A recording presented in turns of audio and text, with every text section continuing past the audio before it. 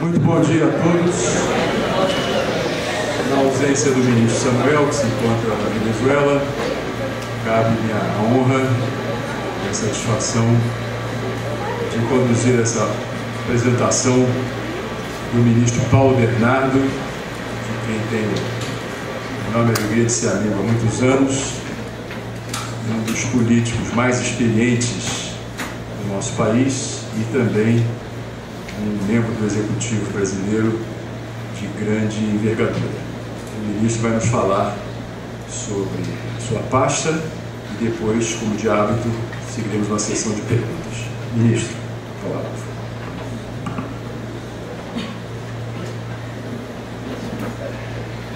Bom dia. Em primeiro lugar, quero agradecer pelo convite. Nós chegamos a agendar uma coisa, não deu certo, mas é uma satisfação estar aqui. O embaixador Samuel me ligou, teve que viajar, mas teria sido bom conversar também com ele para ouvir as opiniões do nosso ministro. E eu pensei inicialmente em trazer uma apresentação com dados e tudo, mas depois eu imaginei que vocês têm mais essas informações provavelmente do que eu. Perguntei para o Salomão qual seria o público. Ele falou, não, o pessoal de PEA, da consultoria da Câmara, o pessoal daqui da Secretaria, o pessoal do Ministério da Defesa. Eu falei, esse pessoal tem muito mais informação do que nós. A gente às vezes fica na correria e eles têm condição de fazer mais análise dos dados e compilação. Então eu preferi fazer uma provocação inicial sobre as coisas que a gente vê, o que o governo tem trabalhado prioritariamente, o que nós achamos que seriam as principais prioridades, o que são as tarefas que o Brasil tem diante de si, seja enquanto governo, seja enquanto país, e abrir para a gente conversar um pouco, até porque também me interessa ouvir um pouco as críticas, as sugestões, as avaliações. Portanto, eu queria começar destacando para a gente pensar um pouco o bom momento que o Brasil vive, assim, tanto do ponto de vista interno quanto do ponto de vista externo. Nós hoje somos com certeza uma das maiores democracias do planeta, um país que tem realizado as suas eleições com regularidade, embora haja uma alta ocorrência de caneladas durante o processo eleitoral e fora do processo eleitoral também. Eu acho ainda que nós temos um grau de exacerbação, às vezes na política, maior do que seria razoável, mas eu acho que o Brasil alcançou um desenvolvimento institucional que é de causar inveja a qualquer outro. Além disso, o Brasil também tem evoluído muito em termos econômicos e socialmente, sobretudo. Sempre tivemos um dilema de que o Brasil estava fadado a ser uma grande economia, mas tinha e tem ainda acumulado um número enorme de iniquidades do ponto de vista social que sempre nos deixa com uma situação mais difícil quando fazemos comparações internacionais. Acho que nós continuamos tendo esses problemas, mas sem dúvida nenhuma avançamos muito. O Brasil tem conseguido avançar do ponto de vista social também. E do ponto de vista externo, acho que está muito claro que o Brasil, tirando os Estados Unidos, a grande liderança nas Américas hoje, eu não tenho dúvida nenhuma, nós estamos com uma situação muito melhor do que grandes países como México, Argentina, diria até que o Canadá, né, e temos todas as condições para consolidar isso cada vez mais. E tenho lido alguns estudos que os senhores com certeza têm acessado também, que mostram que no fim dessa próxima década o Brasil deverá ser a quinta maior economia do planeta. Além disso, nos fizemos respeitados nas relações externas. O Brasil tem atuado com muito êxito nas articulações internacionais. Eu acho que isso também dá uma nova condição de inserção internacional para o país. E eu acho que é importante frisar tudo isso, porque nós enfrentamos um caminho longo para chegar aqui. O Brasil, no século passado, talvez seja o país que mais cresceu. Se nós olharmos percentualmente, talvez seja um dos países que mais cresceu a sua economia. Basta lembrar o período da década de 50 até o começo da década de 80, nós crescemos de forma sustentada, uma média de 7% ao ano. Isso aumentou muito a nossa presença como potência econômica, vamos chamar assim, mas nós também acumulamos uma série de problemas. Crescemos com inflação, acumulando, e aí com certeza nós somos campeões, né? Não sei se no item crescimento nós somos, mas no caso da inflação, o Brasil com certeza tem o título aí de maiores índices de inflação. Outro dia o IBGE, o Eduardo Nunes, foi lá me mostrar, ele fez um cálculo do período de 1950 até 1994, quando veio o Plano Real, era uma coisa assim de 384 trilhões de pontos percentuais de inflação. Então, é um negócio, né, não dá nem para a gente imaginar, né, uma referência clara sobre isso. Mas isso, evidentemente, teve consequências enormes. A nossa desigualdade social, a concentração de renda, a concentração de riqueza, o desenvolvimento regional distorcido, tudo isso tem a ver com esse processo, né? O endividamento do Estado, né? Nós acumulamos um endividamento com taxas de juros altíssimas, com descontrole completo. A nossa situação orçamentária na década de 80, na década de 90, era uma coisa impressionante.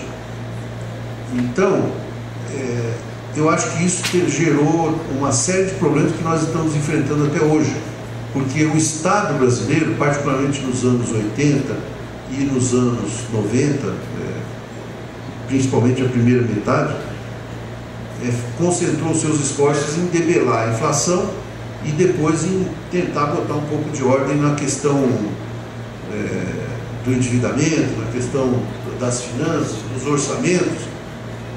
E esse esforço, né, nós tivemos vários planos econômicos, aqueles planos muito imaginativos, mas que quase que invariavelmente davam errado e depois geravam uma série de problemas que ficaram, né, os chamados esqueletos, que às vezes até hoje aparecem alguns.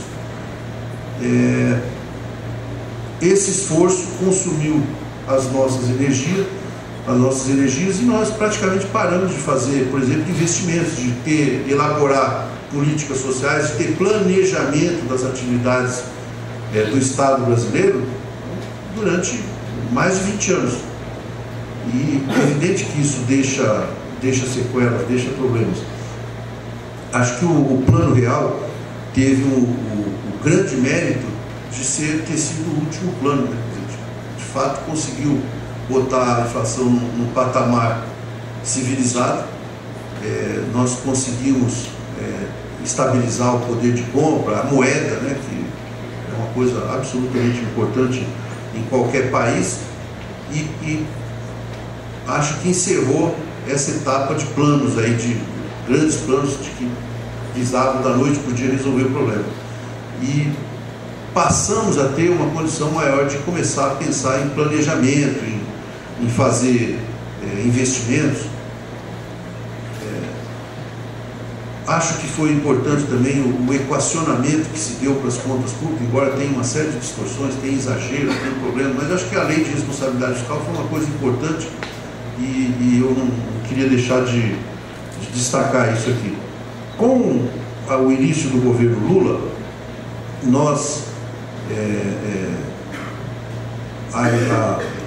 diferentemente do que a grande mídia divulga, eu acho que não dá para dizer que o governo Lula manteve a política econômica. Se você começar a olhar, se você olhar só na superfície, provavelmente vai achar que é isso. Mas se você começar a olhar a ação do Estado no plano econômico, vai ver que é completamente diferente. Primeiro, eu acho que o governo Lula aprofundou a política econômica no primeiro momento, até porque nós tínhamos concretamente uma ameaça inflacionária nos anos 2002, 2003, jogamos duro nisso, tivemos que refazer o orçamento praticamente, mas o governo imediatamente tratou de ver como criar as condições para retomar os investimentos. Nós tínhamos, é bom lembrar, em 2002, 2003, tinha um acordo com o Fundo Monetário Internacional, e aqueles acordos que eles fazem. É curioso que o Fundo Monetário Internacional está agora na Grécia, ditando uma série de condições lá para ajudar. Não, tem que aumentar imposto, tem que cortar despesa, tem que diminuir isso, tem que não fazer investimentos. Quando a crise bateu nos Estados Unidos, ninguém ouviu falar no FMI. O FMI não existia. Quando foi na Europa, nos grandes países da Europa, também não existia. A verdade é que eu acho que essa fase de acordos, essas coisas que o FMI fazia, na verdade era um tipo de remédio que matava o paciente, porque imagina a economia numa fase de entrar em recessão, em dificuldade, aí você vai lá e fala, olha, você tem que aumentar imposto, ou seja, tira mais da sociedade, corta gastos, não faz, elimina as políticas sociais, os programas de governo ficam sem recursos. Então o que acontece? Se os programas de governo não funcionam, o governo não funciona, o Estado não tem atuação e passa a ser um elemento para ajudar a aumentar o problema. Essa que eu acho que é a grande questão. Eu fiz, Salomão, vou te mandar um comparativo de como o governo brasileiro tratou, do ponto de vista econômico, a crise em 98 e de como nós tratamos em 2008. E é bem interessante mostrar como foi a reação, porque a verdade é que ou você é parte do problema ou é parte da solução. O Estado, o governo tem que ser parte da solução, tem que ajudar a resolver o problema, e não aumentá-lo. Então, nós tínhamos um acordo com o FMI, mas já em 2004, teve na época, acho que era o Candeci, que era o diretor-gerente, e nós fizemos com ele um acordo lá, um acordo do acordo, meio informal, que era o seguinte: nós vamos criar um projeto piloto de investimento, vamos tirar isso desse conceito de superávit primário. E eu lembrei isso outro dia, e é interessante pensar nas dimensões. Quando nós lançamos o PAC, que já foi no começo de 2007, nós fizemos um programa que, entre recursos orçamentários das estatais, do BNDES, da Caixa e recursos privados, significava 504 bilhões de reais. Esse acordozinho que nós fizemos com o FMI, o Ariel lembra disso? Em final de 2004, começo de 2005, eram 3 bilhões. Então imagina, para o tamanho do Brasil, nós conseguimos fazer um acordo seguinte: olha, nós podemos gastar até 3 bilhões que não vai contar. Não, era um projeto, a gente chamou de projeto piloto de investimento, era uma pequena carteira de investimentos que nós selecionamos e que podia ser destacado do superávit primário. Evidente que isso era muito pouco, mas tinha um problema também, que nós passamos mais de 20 anos sem fazer investimento. Então significava o seguinte: quando nós montamos, mesmo uma carteira com 3 bilhões de reais, nós verificamos que não tinha projetos de engenharia elaborados, não tinha licitações realizadas, não tinha licenças ambientais feitas e inclusive uma série de projetos desses que foram colocados, foram resgatados projetos antigos Nós tivemos projetos já de 10, 12, 15 anos que tinham sido abandonados, alguns foram adaptados. Isso deu um problema enorme, porque você tem um projeto que não foi bem elaborado do ponto de vista da engenharia, é um prato feito depois para o Tribunal de Contas pegar aquilo e dizer que está errado, que tem problema. Nós tivemos problemas enormes. A verdade é o seguinte: como nós deixamos de investir, não tínhamos condição. Vários dos ministérios que eram responsáveis por tocar as carteiras de projetos se apresentavam com 4, 5 engenheiros, quase que invariavelmente gente com 28, 30 anos de serviço, ganhando salário de R$ 2.800, R$ 3.200. Pega e dá uma pesquisada no que era a realidade da Esplanada em termos de salário. Um negócio pavoroso. Então nós tivemos que também cuidar um pouco disso. As pessoas falam muito, o governo aumentou muito os salários. Nós tentamos fazer um redimensionamento para garantir que as pessoas concursadas entrem, se animem para ficar no governo, trabalhar no Estado e fazer uma carreira, que ainda eu acho que é uma coisa que vamos ter que evoluir mais. Mas de fato se ganhava muito pouco, né? Eu lembro que a Heloísa Helena, que era senadora, foi candidata em 2006 à presidência. Quando acabou a campanha, era naquele estilo dela, né? Eu não vou brigar com a Heloísa Helena aqui agora, mas ela deu uma entrevista e falou assim: agora eu vou voltar a dar aula na universidade, vou ganhar R$ 1.600. Então você imagina, uma pessoa que é professora universitária vai dar aula e vai ganhar R$ 1.600. Fiquei com isso na cabeça, porque eu falei, não é possível, e fui ver e era mesmo. Então nós tivemos que fazer um grande movimento nas universidades. Hoje você vai olhar, vou dizer que os professores ganham dinheirão, mas os salários são mais dignos. Nós conseguimos, os institutos de pesquisa. Eu lembro que o presidente Lula foi no INET, foi na Fiocruz e voltou, brigou comigo, porque os pesquisadores lá ganhavam R$ 3.800, R$ 4.200, e aí vários deles mostraram: eu tenho pós-doutorado, sou um dos 3 do Brasil que tem essa condição e ganho R$ 4.200. Quando nós fomos fazer a negociação, foi um problema enorme, porque o sindicato aceitava que nós aumentássemos o salário de cientista em final de carreira para 15 mil, mas eles queriam que fizesse linear para todo mundo. Negativo. Tiveram que brigar muito por causa disso.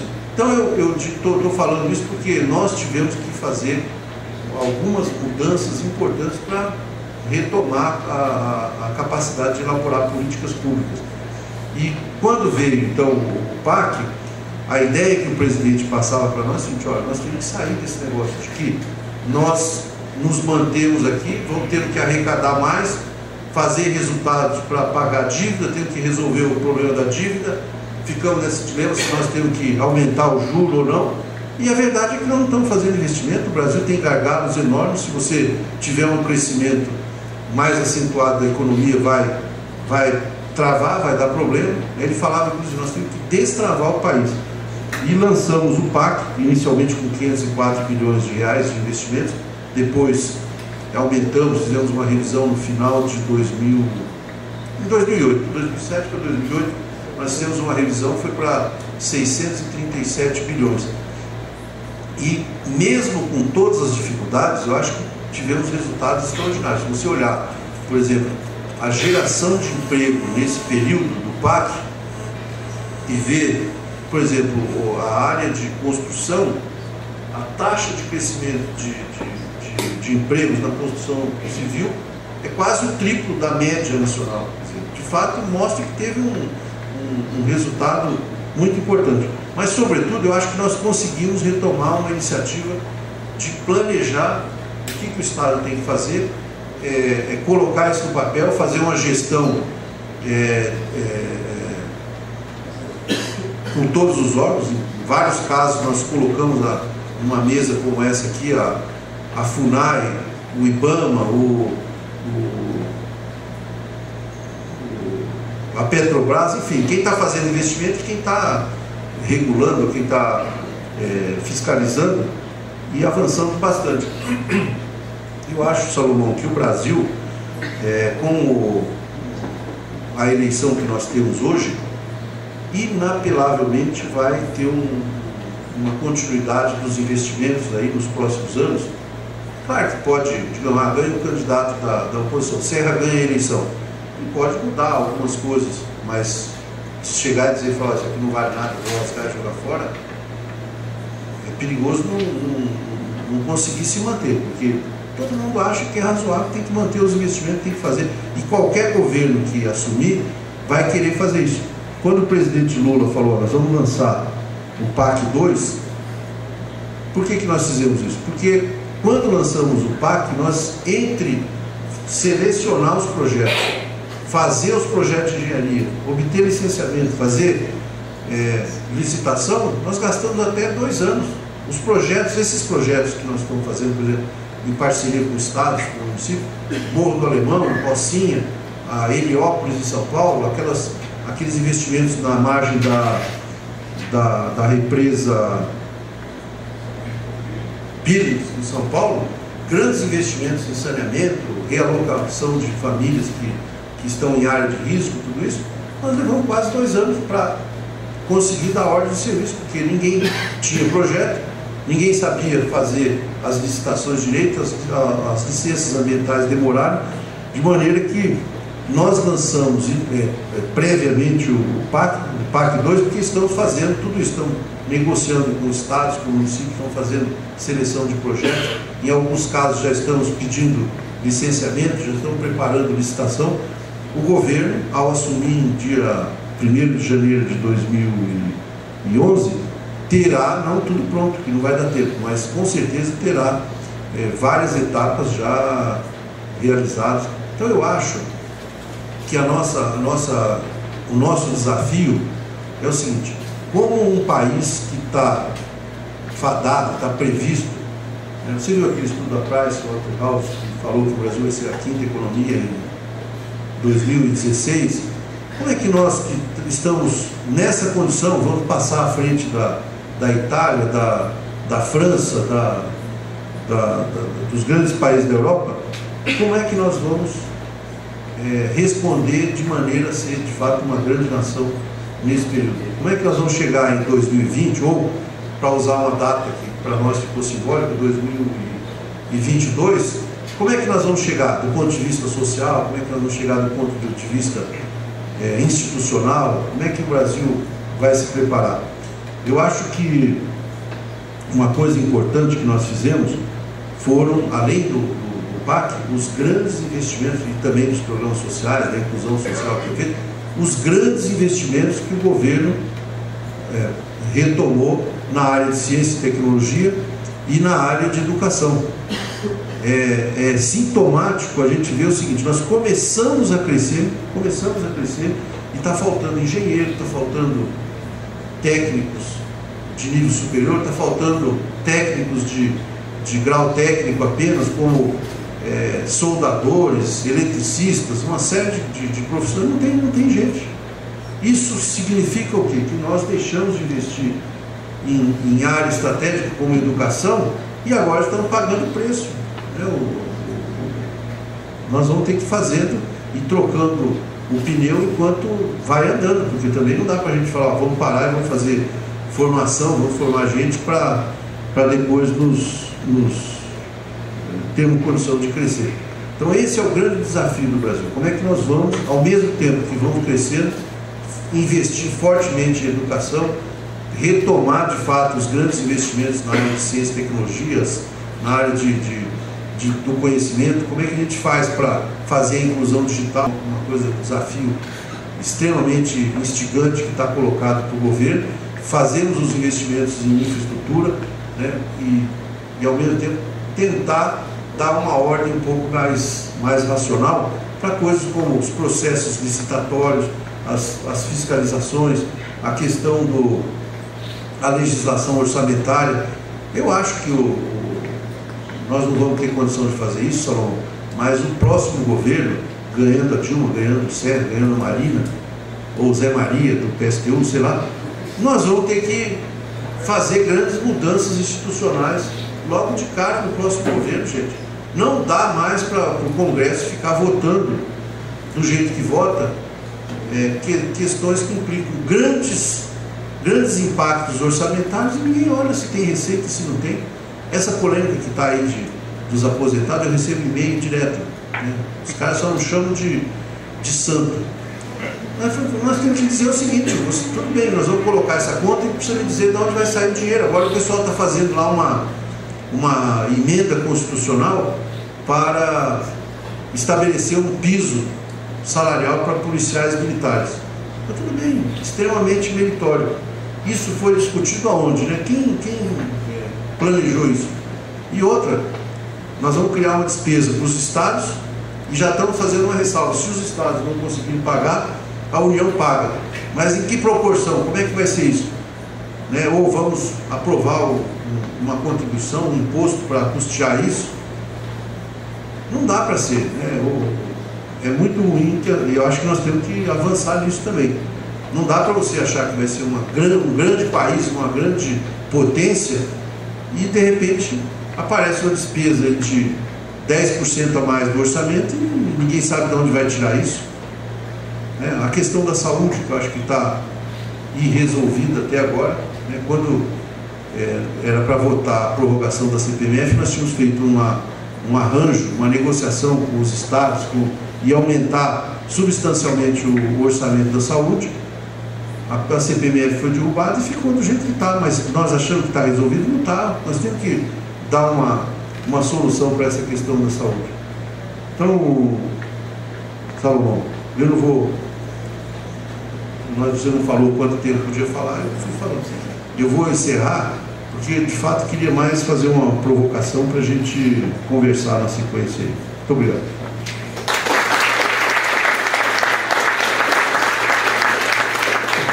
Ana Paula da SAI. A minha pergunta ela vai no quadro, na questão dos quadros dos órgãos federais, principalmente do governo, em que a gente ainda tem algumas instituições com um grande número de funcionários terceirizados, exercendo o quadro técnico, e um grande número de quadros de livre nomeação, ao invés de funcionários de carreira, para garantir um quadro mais profissional e maior continuidade dos trabalhos. Telmo da SAI, gostaria que o senhor comentasse um pouco a sua ideia do planejamento estratégico e qual é a diferença que o senhor vê no trabalho lá do Ministério do Planejamento e o trabalho de planejamento de livros de médio e longo prazo da SAI.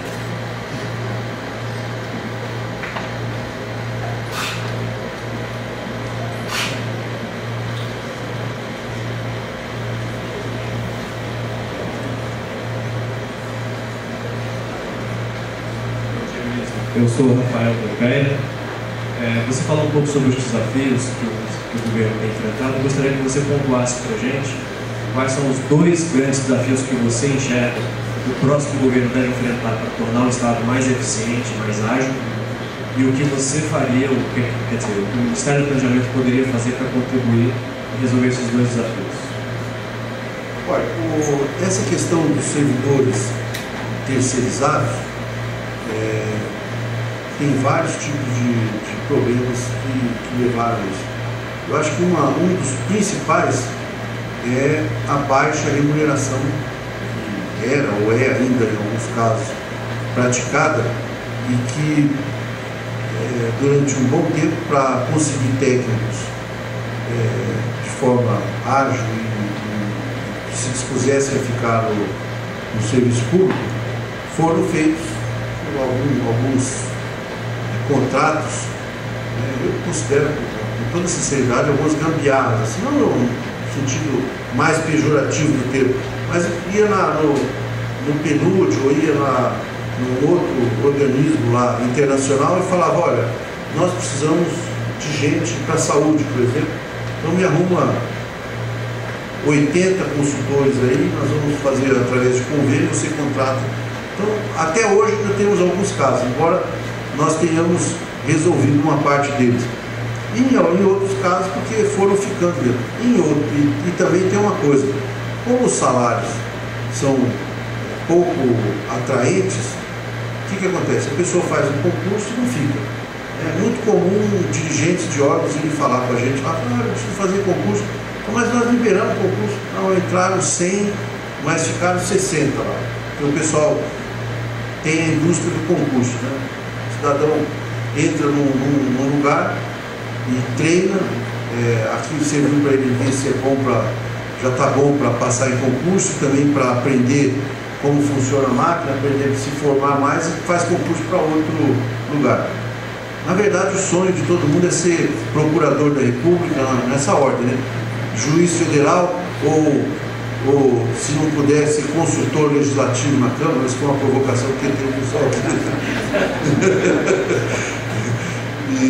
Então, esse é outro problema. Nós, em 2004, fizemos um acordo com o Ministério Público do Trabalho, fomos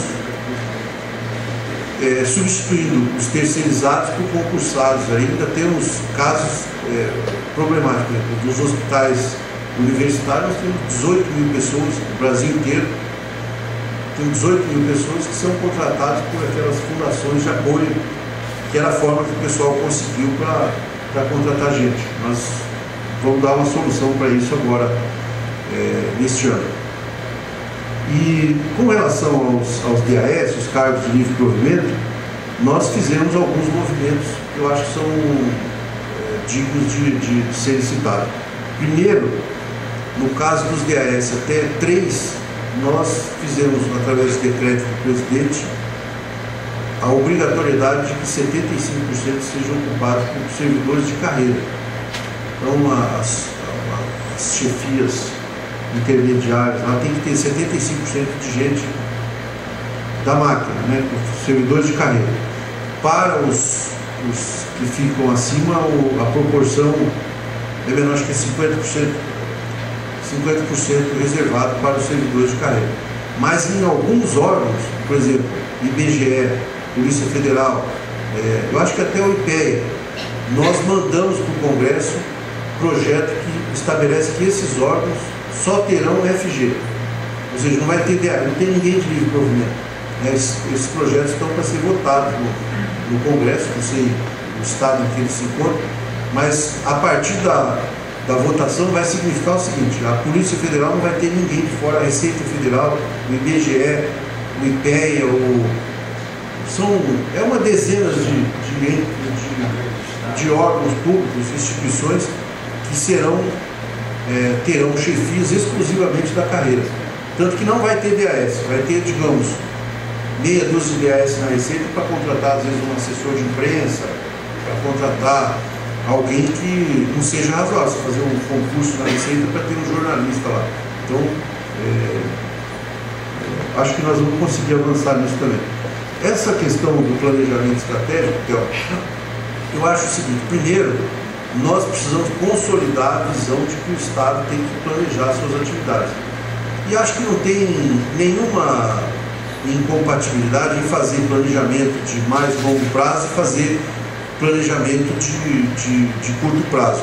O que tem hoje, né, que você tem obrigação de fazer enquanto governo, é um planejamento de curto prazo, né? Você tem de fazer um plano plurianual, faz um orçamento, e com uma série de defeitos, porque se você for olhar os planos plurianuais, na verdade, quase que sempre são muito mal alinhavados, não conecta direito com a lei orçamentária. Nós temos um problema, já também avançando um pouco na pergunta do Rafael. Eu acho, Rafael, que um dos desafios que nós temos é justamente consolidar o desafio de planejar o Brasil, tanto do ponto de vista de longo prazo, como do ponto de vista de mais curto prazo. Nós temos que compatibilizar isso, nós temos que amarrar essas coisas. Eu acho que é perfeitamente possível fazer um planejamento para 2022, para 2030, e ao mesmo tempo nós temos que começar a amarrar isso a lei orçamentária tem que refletir isso em algum momento. O plano plurianual tem que estar conectado com isso, e a verdade é que não estão. A verdade é que não estão. Se você pegar o PPA e a lei orçamentária, eles estão muito desconectados. E acho que o outro desafio que nós temos que vencer, eu acho que é a questão da educação, a questão dos investimentos no conhecimento. O Brasil rateou durante muito tempo nesse quesito. Nós estamos com novas universidades, novos campos, escolas técnicas, nós estamos fazendo uma série de iniciativas, mas acho que tem que consolidar isso de uma forma mais definitiva e conectar isso com os investimentos em pesquisa, desenvolvimento, em ciência e tecnologia. Eu acho que isso é o essencial que nós temos que fazer no próximo período.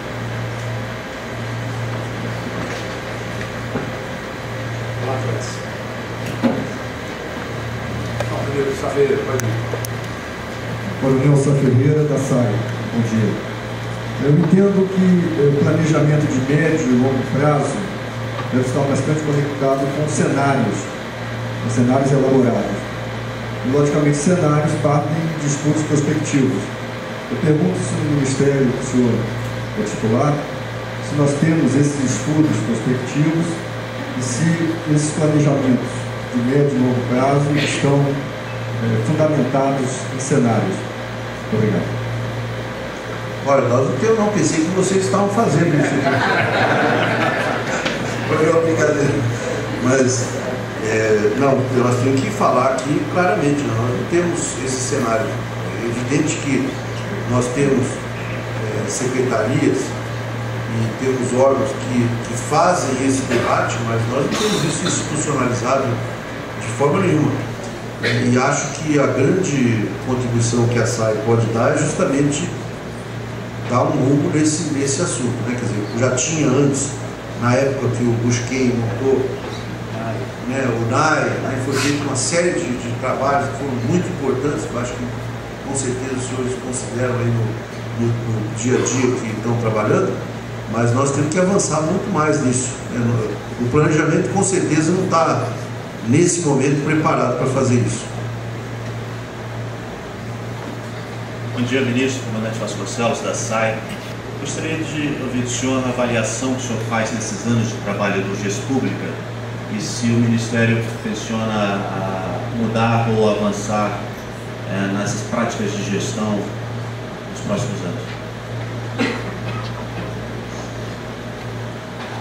Olha, eu acho que nós tivemos avanços, né? O Brasil tem alguns problemas que nós não conseguimos vencer. Por exemplo, a questão da burocracia. Eu lembro que na década de 80 o Hélio Beltrão fez um trabalho notável e depois a gente foi pesquisar o que tinha resultado disso, quase nada.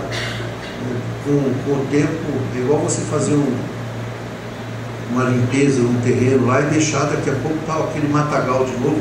A verdade é que nós temos uma burocracia muito dura. Eu fui em Portugal agora com o presidente e o primeiro-ministro na conversa nos apresentou um projeto que está permitindo abrir uma empresa em média em 37 minutos. Estão levando 37 minutos em média. Eu não preciso dizer para os senhores quanto tempo leva, né? As últimas pesquisas foram feitas algumas coisas depois, mas era em média 80 dias, 84 dias, uma coisa assim. E isso é recorrente, por exemplo. O Estado pede para as pessoas trazerem informações que é obrigação do Estado ter. Por exemplo, você vai na Receita, eles te pedem uma declaração do IBAMA, ou vai na SPU, te pede uma declaração da Receita. E quando, na verdade, se a gente tivesse um estudo conectado, a obrigação é nossa de verificar. Eu quero uma autorização sua para verificar a sua regularidade fiscal aqui, enfim. Eu acho que tem uma série de coisas que foi feita aí para avançar, né? As formas de governo eletrônico, pega, por exemplo, a área de compras, nós avançamos tremendamente. Se você olhar no tempo que a gente era deputado, você abria o jornal, a Folha, principalmente a Folha de São Paulo, tinha 8 denúncias por dia, na média, sobre convite, forma de licitação lá que era manipulada, não sei o que. Isso não existe mais hoje, não tem, ninguém fala nesse assunto. Você pode até desconfiar que nos grandes projetos tem conluio das empreiteiras, até é possível que tenha, mas se você pegar o grosso dos processos administrativos na área de compra, não existe nada, é tudo pregão eletrônico. Sempre tem, o pessoal de vez em quando descobre uma turma que fica achando um jeito de manipular, mas a gente conseguiu blindar muito isso. Então eu diria assim, comandante, tem muita coisa para ser feita nessa coisa da gestão. Acho que, por exemplo, nós não conseguimos estabelecer um critério de avaliação dos servidores por mérito. Quer dizer, como é que você faz para remunerar de repente aquele que tem um desempenho melhor? Eu acho que nós tínhamos que fazer isso. É quase que tabu falar nisso, né? Porque as pessoas falam, que absurdo, falar com o sindicato, então o pessoal quer sair na briga. Mas eu acho que tinha que ter avaliação, né? Quem desempenha melhor e quem devia ter uma remuneração que fosse compatível com as avaliações. Claro que tem muito chão para andar ainda, mas nós devíamos fazer isso.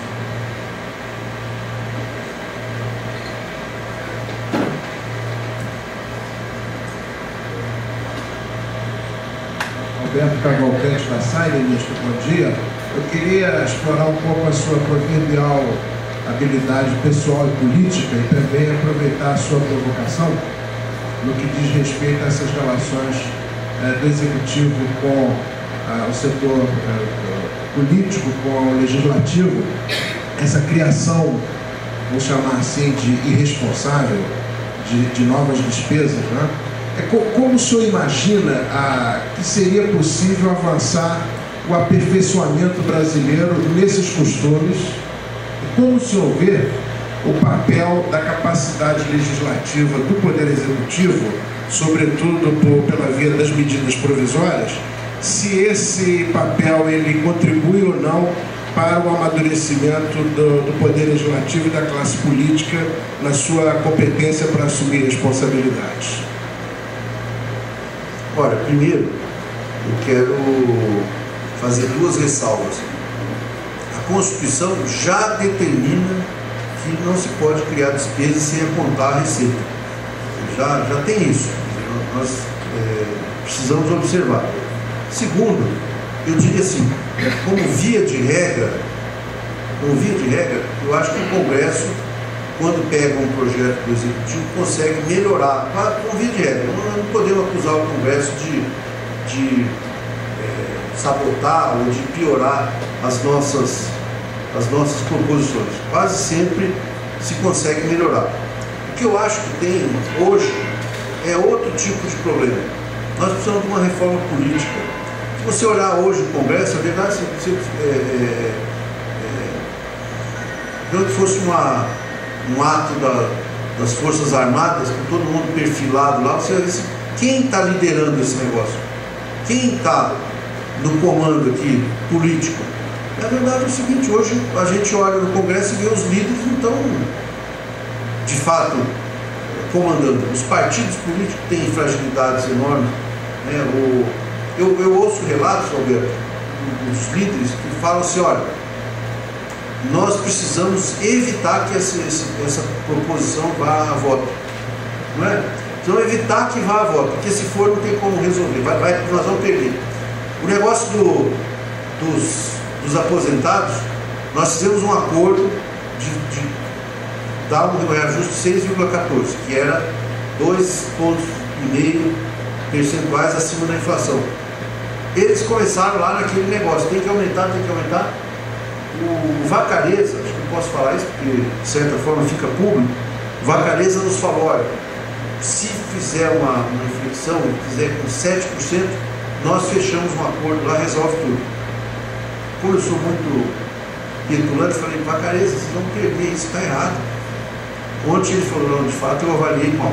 Eles foram lá, fizeram uma reunião de líderes e decidiu assim, então vamos fechar em 7%, é isso que vai ser votado.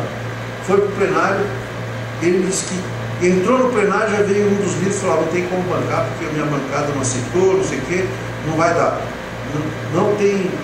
E votaram 7,7%, porque se alguém tivesse proposto 9%, tinha votado 9% também. Então, eu acho que nós precisamos ter uma reforma política tem que ter um fortalecimento partidário. Eu acho que nós temos que mudar as regras de eleição, as regras de financiamento de campanha. Acho que isso está na base dessa situação toda. E tem uma ilusão em alguns parlamentares que votar essas coisas vai dar voto.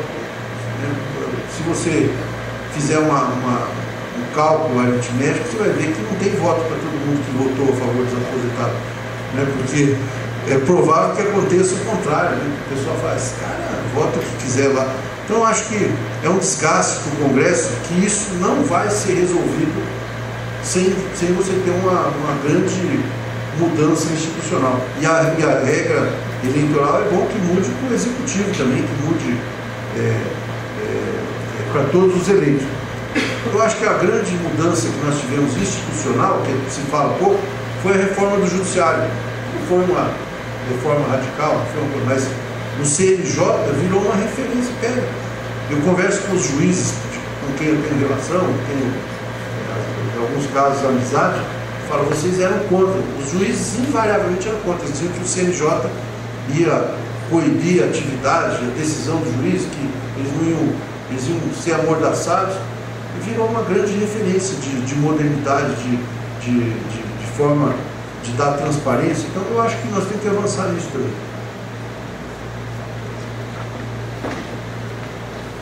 Ministro, bom dia. Sou Décio Casão da SAI. Ministro, o senhor alinhavou alguns passivos que foram, de alguma maneira, encaminhados nesse governo, questão de quadro pessoal, salários repasados, algumas políticas sociais, o PAC 2. E a minha pergunta vai no sentido de, resolvidas essas questões prementes, projetando aí o médio e longo prazo, o senhor vê possibilidade de redução da pressão tributária sobre o PIB sem afetar a qualidade dos serviços prestados pelo governo? Olha, Décio, eu defendo que se faça uma reforma tributária. E nós precisamos fazer isso para dar maior condição para a economia deslanchar. E acho que nós podemos fazer algumas coisas. Não vamos conseguir fazer reforma tributária radical também, porque quando você vai fazer reforma tributária, o contribuinte pensa assim, bom, vou pagar menos imposto.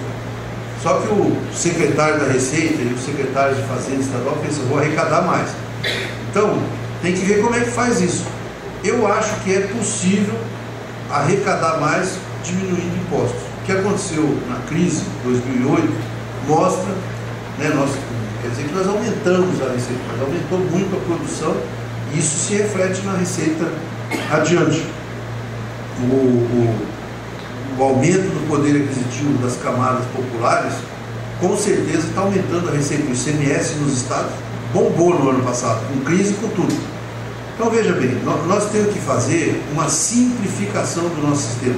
O sistema tributário é muito complexo, tem imposto que incide sobre outro imposto. Então você está na Constituição que as exportações são desoneradas, mas não tem como garantir que seja, porque o processo é tão emaranhado que tem cobranças no meio da cadeia que chega no final, não tem como desonerar, você não tem como calcular. Então, a simplificação do sistema é essencial. Essa reforma que estava sendo discutida no Congresso, que ficou parada, eu acho que ela ajudaria muito nesse sentido. Quer dizer, você primeiro estabelecer limite para as alíquotas. Quando nós fizemos o levantamento, tinha 44 alíquotas diferentes de ICMS no Brasil. Tem estado, por exemplo, eu fui secretário de Fazenda do Estado. 65%, 70% da receita do Estado do ICMS vem de combustíveis, telefonia, energia e em parte bebidas, porque também você consegue fazer instituição tributária. Ou seja, a máquina, com muito pouco trabalho, arrecada 65%. O resto, você tem grandes contribuintes que você cerca, e você vai no pequeno comércio, ninguém sabe se eles estão pagando, se não estão, também não faz muita diferença. O que a gente fazia normalmente é assim, vai num restaurante, chamava lá o setor de restaurantes e falava assim, nós vamos combinar, o termo é esse, vamos acertar aqui, pactuar quanto é que você vai pagar. Vamos lá no Piantella, por exemplo, quanto que o Piantella, ninguém sabe quanto que ele fatura. Então você vai ter que fazer o seguinte, vou combinar com você vai pagar R$4.000 de imposto por mês e nós não vamos ficar aqui enchendo o teu saco, não vamos ficar te fiscalizando. Ou então eu vou pôr um fiscal sentado lá do lado do caixa e ver toda vez que chega a nota, eu quero ver, eu quero anotar e também é praticável. Então, o sistema tem que ser simplificado. Né? A nota fiscal eletrônica que está sendo implantada agora vai melhorar muito, porque você vai controlar a entrada de mercadorias nas empresas. Quer dizer, quem compra ou vende já tem no estoque, quer dizer, vai facilitar muito a fiscalização. Mas eu acho que tem que automatizar ao máximo, simplificar ao máximo. Né? Para a empresa é muito custoso ter um contador, um advogado para saber as regras tributárias dos diferentes estados, né? E gente para ficar fazendo cálculo diferente, onde tem crédito, onde não tem. Então eu acho que tem que simplificar. E se conseguisse fazer a tributação no destino, aí com certeza seria uma revolução. Você consegue de fato desonerar a exportação, desonerar investimento, porque hoje não tem como fazer isso.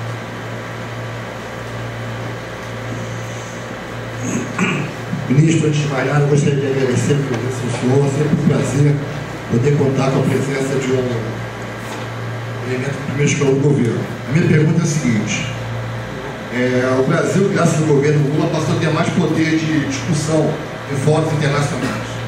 Em breve, seremos a quinta economia do mundo, o senhor mesmo falou, e eu compartilho essa opinião. Só que ser a quinta economia do mundo traz certas servidões. Ninguém é a quinta economia do mundo à toa.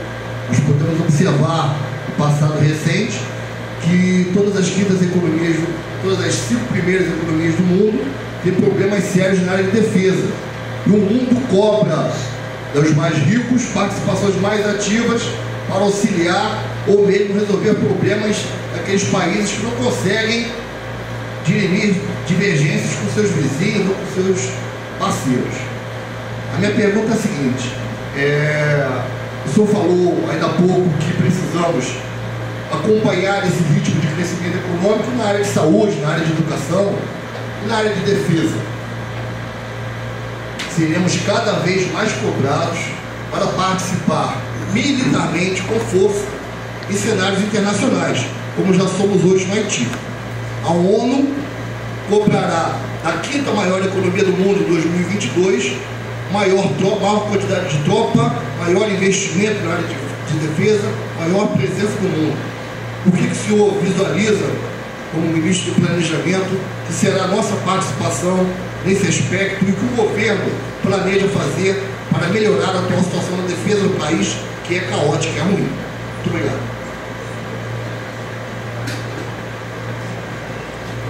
Olha, primeiro eu concordo com o espírito da pergunta e acho que de fato nós vamos ser cada vez mais chamados à responsabilidade.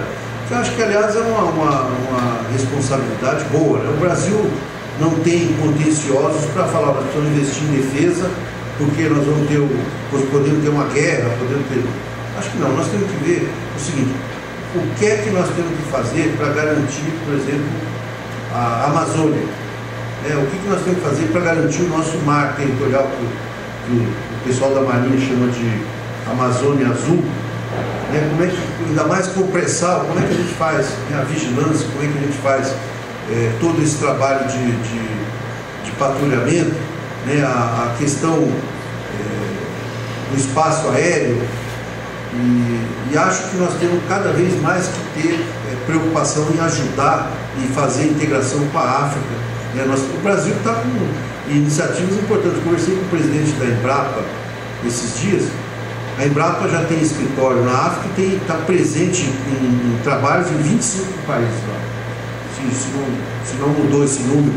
Quer dizer, nós temos cada vez mais que nos preocupar com isso. Nós temos, a África é um vizinho nosso a rigor. Países fronteiriços ali, e países com os quais nós temos excelentes relações. A China, eu fui na África 2 anos atrás, a China está entrando pesadamente lá, com investimentos, ocupando espaço.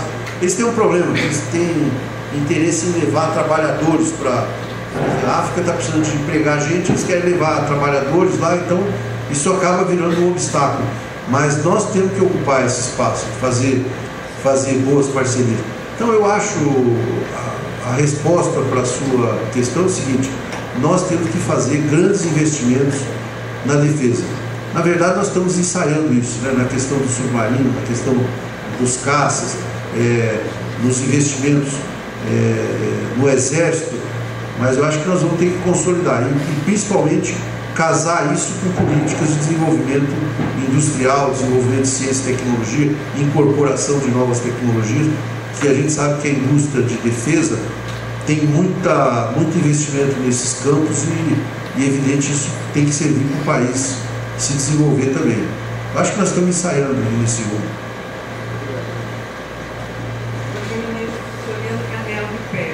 Eu tenho duas questões relacionadas à dinâmica regional brasileira.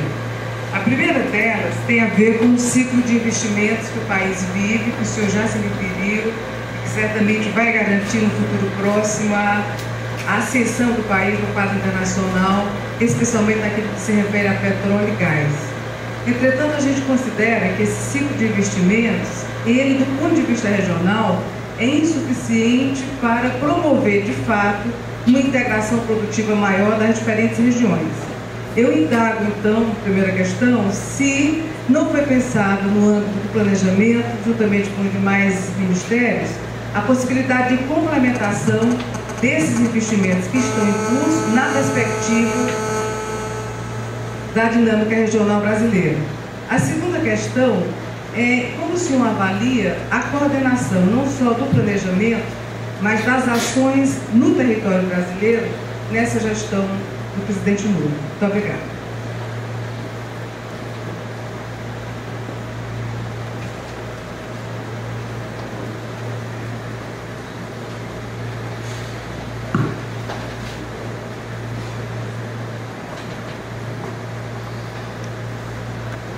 Bom dia, ministro.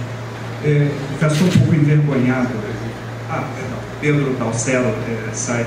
Confesso que estou um pouco envergonhado da minha pergunta. Os colegas todos fazendo perguntas sobre a alta administração do país e sobre projetos de desenvolvimento. Mas eu não posso perder a oportunidade de fazer essa pergunta ao senhor. No passado, a esplanada dos ministérios, havia um departamento no seu ministério, o Ministério do Planejamento, que cuidava da administração da esplanada.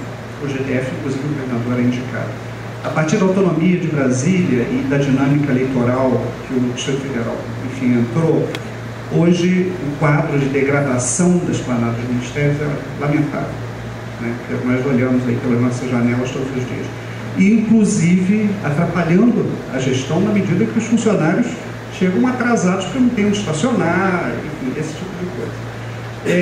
O que eu disse, é uma pergunta pequena de um aspecto, um detalhe em relação às coisas que estão sendo tratadas aqui. Agora, no passado, o seu ministério foi responsável por isso. O governo repensou isso de alguma maneira. O colega me apresentou uma vez uma lei que dizia claramente que a esplanada é de responsabilidade do governo federal, e não do GTF. Há alguma reflexão no governo federal sobre esse assunto? Obrigado, ministro. Bem, essa questão do desenvolvimento regional, me parece que essa é uma das grandes questões que nós temos que resolver, né? Nós não temos consolidado um planejamento de como fazer o desenvolvimento regional. Embora todos saibam que nós temos várias iniciativas que têm levado a isso. Com a confecção do PAC 2, a ideia do PAC 2, nós estamos tentando incorporar uma coisa de consolidar polos de desenvolvimento regional. Você vê onde vai ter, numa região, numa cidade que possa ser considerado um polo, complementar os investimentos, educação, saúde, fazer centros de ciência e tecnologia, enfim, tentar consolidar e se desenvolver esses polos em outras regiões. Se você pegar, por exemplo, não vou nem falar São Paulo, pegar o interior do Paraná, por exemplo, nós temos cidades que são grandes polos de desenvolvimento, às vezes industrial, às vezes de serviço, às vezes de educação, de desenvolvimento na área de pesquisa. Então, nós precisamos fazer isso, nós não temos isso consolidado. E o grande desafio é como integrar isso. O governo tem algumas experiências, como eu falei. Nós, na questão, por exemplo, dos territórios da cidadania, o governo está fazendo um ensaio para consolidar políticas de vários ministérios para uma determinada região. Então você pega, essa região é considerada um território da cidadania, 10, 12 municípios, geralmente selecionados por terem IDH parecido, baixo, e nós estamos discutindo conjuntamente o que fazer na área de cultura, na área de educação, na área de saúde, na área do desenvolvimento agrário, mas eu acho que nós temos muita coisa para avançar ainda, né? Nós temos, o planejamento como um todo tem que avançar, e essa questão do desenvolvimento regional também. O Pedro, bom, primeiro não tinha a menor ideia de que a administração da Esplanada era responsabilidade do governo federal. O Ariel não me avisou nada disso. Então, veja bem, mas eu concordo que nós temos problemas grandes. Você pega, por exemplo, ali, não sei que deve ser parecido, nem que aqui é a área de um ministério ligado à defesa, o pessoal deve respeitar. Ali no estacionamento do planejamento é uma gandaia, né? Você chega lá, o cara parou em cima da calçada, o cara para naquele redondinho lá, deixa o carro com a bunda atrapalhando lá o tráfego. Então, eu esses dias até tinha pensado em chamar o menino lá, que é o nosso administrador, lá o Expoa, e falar, vamos chamar o Detran e vamos fazer um convênio com eles para eles botar ordem nesse negócio, aqui, inchar a gente daqui, tirar. Mas não é só isso. Os nossos prédios, eles estão muito desgastados, né? 50 anos de uso. Nós estamos fazendo, está adiantado já, um estudo com a Câmara Brasileira da Indústria da Construção, para ver se nós conseguimos fazer um projeto que vai ser em parceria público-privada, para fazer a recuperação desses prédios. E fazer também de forma mais inteligente, tentar aproveitar a água da chuva, tentar aproveitar a energia solar. Está bem adiantado isso. Nós poderemos, num espaço curto, aí, 2 meses talvez, ter o edital para algumas experiências dessas. Em alguns casos, construir anexos novos que nós precisamos fazer, mas sobretudo tornar a Esplanada mais sustentável. Agora, essa questão da administração aí, o trânsito, isso aí, com toda sinceridade, acho que nós temos que nos integrar com o GDF. Esses dias, quando era o Arruda ainda, conversei com ele. Vamos fazer alguma coisa, por exemplo, nós podíamos escalonar o horário de trabalho. Ele falou, olha, o governo federal vai entrar 6h30 da manhã, por exemplo. Brincadeira. Não, podíamos buscar, vamos entrar, uma turma entrar às 8, outra entra às 9, outra entra às 9h30, nós conseguimos já melhorar um pouco essa situação. Não vai resolver o problema do estacionamento, porque se melhorar o trânsito, vai piorar o estacionamento. Não é verdade?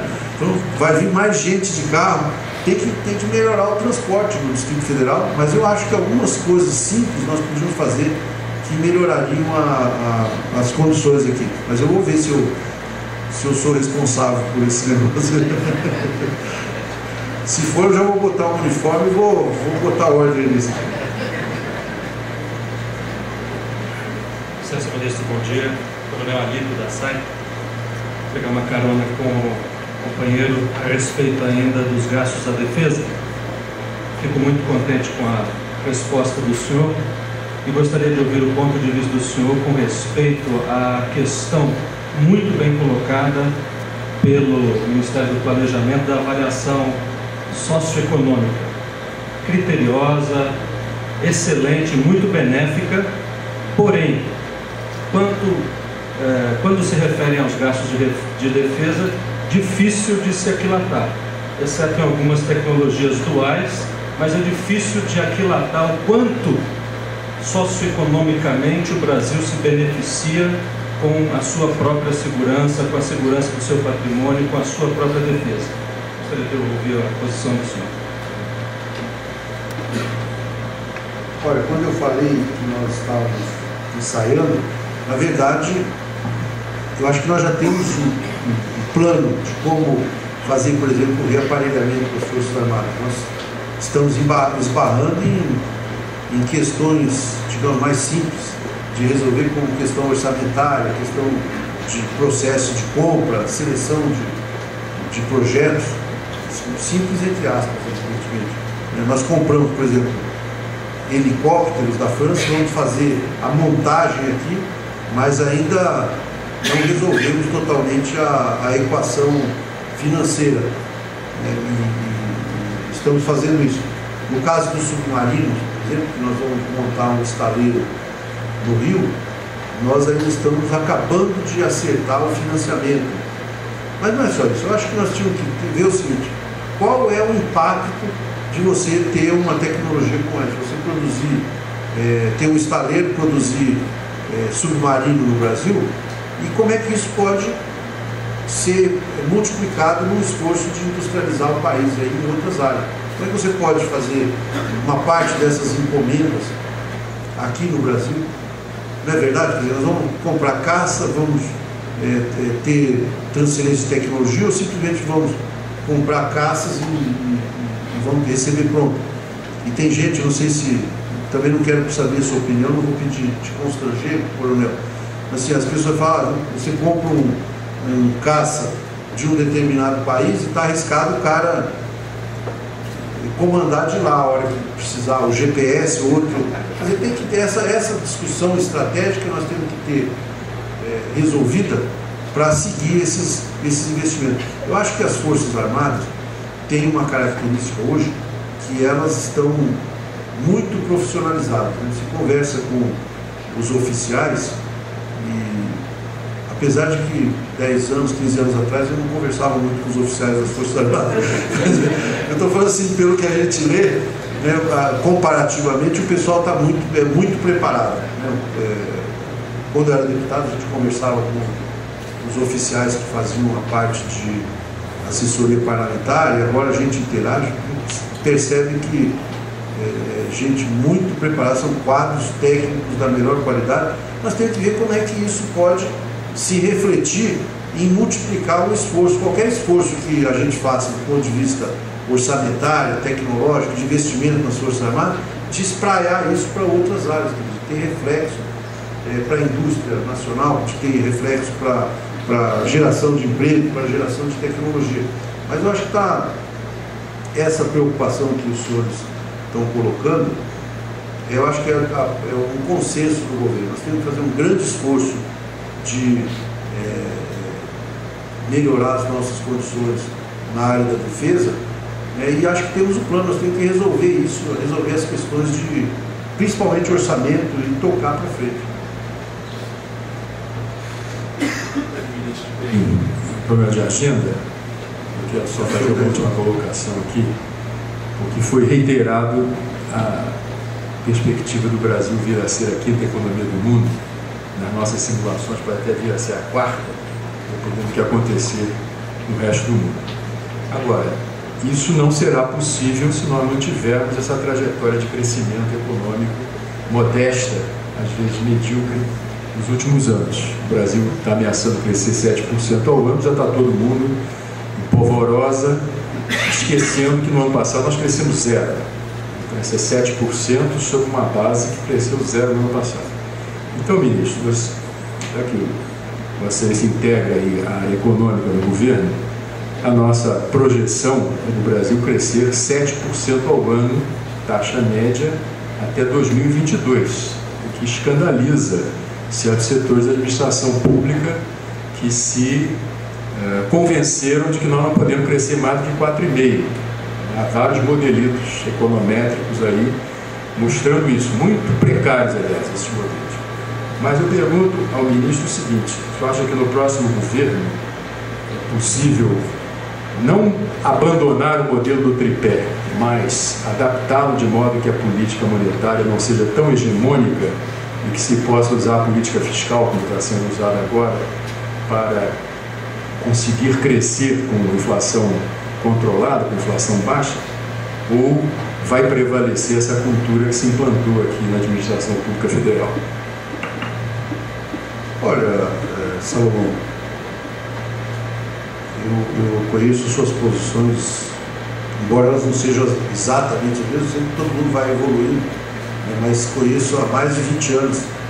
E eu quero dizer assim, primeiro, nós acho que estamos vencendo já essa discussão, esse debate, se o Brasil tem um crescimento potencial, se nós temos um patamar de crescimento a partir do qual fica inviável, começa a dar problema. Nós crescemos em 2007 6,1%, não foi 6,5%, 6,1%. E 2008, não tivesse batido a crise, nós teríamos crescido uns 7,5%, aquele ano estava bombando, mesmo com o desastre que aconteceu desculpa o termo, quando 2000 bateu a crise, foi um desastre no último trimestre de 2008, assim mesmo nós crescemos 5,1%. Então veja bem, eu acho, nós estamos fazendo nas nossas simulações previsão de crescer 5% ao ano nos próximos 4 anos. Mas ninguém disse que não pode ser 6% também. O que eu acho que nós temos que ter a preocupação é o seguinte: não deixar a economia crescer e gerar problemas, gerar distorções, inflação. Definitivamente a inflação nós temos que bater duro nela. E eu concordo com você que não pode ser só através da política monetária, nós temos que aumentar a produção. Se nós tivermos investimentos, estamos tendo, veja que o desempenho do BNDES nos últimos 2 anos é um negócio impressionante, né? Não só para as grandes empresas, mas para pequenas e médias empresas. O BNDES no ano passado contratou financeiramente, desembolsou efetivamente para pequenas e médias empresas 23 bilhões de reais. Se você olhar o desempenho de anos atrás, então nós estamos criando condições de crescer sem essas pressões inflacionárias. Nós temos que resolver o problema da logística, né? Você pega, por exemplo, o estado de Mato Grosso, produz lá 20 e poucos milhões de toneladas de grãos, mas poderia produzir 80, né? Poderia produzir 70, talvez em 2020 esteja nessa faixa. Agora, tem que ter logística ali, né? E se você continuar querendo transportar adubo, né, fertilizante em caminhão e trazer soja em caminhão com preço no mercado, claro que não é viável isso, né? Sem contar o desperdício, o impacto ambiental. Então nós temos que resolver esses problemas. Agora, eu acho que o governo Lula, eu vou falar uma coisa que ontem um empresário me falou. Estava falando o seguinte: o Serra está numa situação muito difícil, porque quando ele pega a parte social, quando ele pega a discussão sobre políticas sociais, ele está à direita do governo. E quando ele vai fazer um discurso sobre política macroeconômica, ele está à esquerda. Então o cara fala: pô, esse cara está me enlouquecendo, né? Ele vai mais para cá, mas vai mais para lá. Eu acho que, de certa forma, o governo Lula também desnorteou quem tinha um modelo preconcebido, porque, né, combinou política macroeconômica austera, dura, com políticas microeconômicas claramente desenvolvimentistas. Então, se alguém quisesse fazer um simpósio para definir se o governo é desenvolvimentista, é neoliberal, o que é, provavelmente ia ficar uns 4 meses discutindo isso e ainda sobrava polêmica. Então, o que mostra o seguinte: nós não temos que nos apegar a um único parâmetro, um único modelo, né? Nós temos que, e para nos livrar dessa marra dos juros, tem uma coisa que nós temos que fazer: diminuir a dívida. Nós fizemos isso, né? A dívida era 57% do PIB quando o presidente assumiu, a dívida interna está na faixa de 40%, e projetado para o próximo governo 29% do PIB. Eu acho que se você for nessa toada e com crescimento de 5%, nós vamos chegar em 2014, na próxima seguinte eleição presidencial, essa discussão vai ser irrelevante. Ninguém vai falar nesse assunto. Nenhum país com a economia do tamanho do Brasil, com essa dívida, com as coisas equacionadas, crescendo, acho que tem que fazer mudanças na área fiscal, né, a questão de arrecadação. Todo mundo acha assim, vamos fazer uma reforma tributária que vai diminuir o gasto do governo. Eu não acho. Acho que nós temos que ver assim, o contribuinte tem que pagar menos. Mas tem muita gente sonegando também. Mas se você conseguir botar todo mundo na roda, você consegue cobrar menos arrecadando mais. Porque também é uma ilusão achar que nós vamos fazer. Alguém vai fazer uma reforma tributária para arrecadar menos. Não fecha a conta de jeito nenhum. Muito obrigado, ministro Paulo Bernardo, por essa brilhante exposição dos assuntos afetos à sua pasta. Nós queremos agradecer também a presença de todos, as perguntas e convidá-los para o nosso tradicional lanche. Muito obrigado.